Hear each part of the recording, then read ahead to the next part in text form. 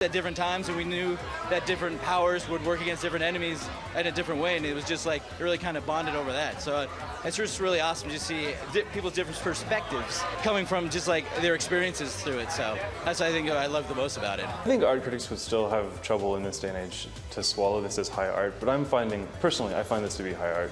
I find some of these to be very traditional pieces, but art is a medium that always changes. You know, if you went back 200 years, of course, this would be crap. It would be made in a digital form. But nowadays, people grow up and they appreciate what they appreciate.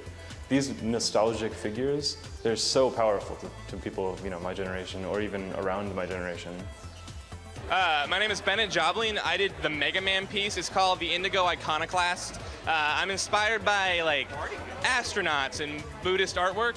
So a lot of the stuff in my piece has got like kind of Buddhist symbols in it and weapons and repeating shapes that you would see in Tibetan art. And then also cool faceplates because I like giant robots and astronauts and stuff.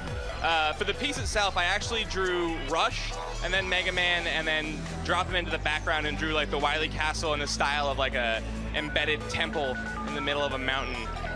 It's got kind of a storybook feel to it if storybooks were about, hideous cyborg people.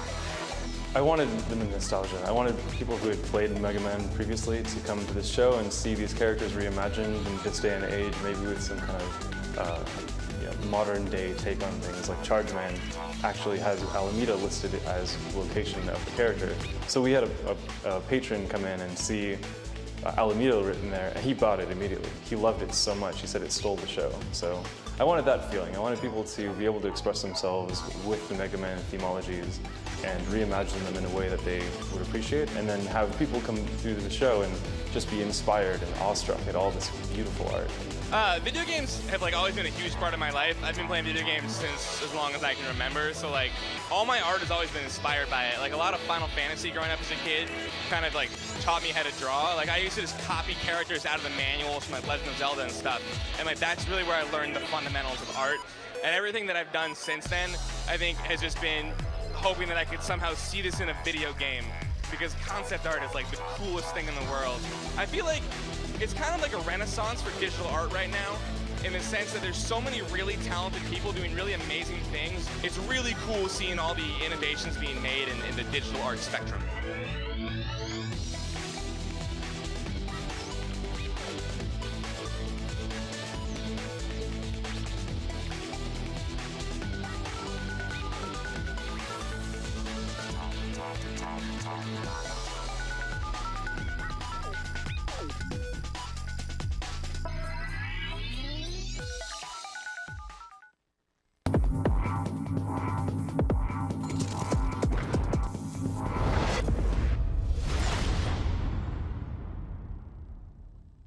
It's PlayStation All-Star.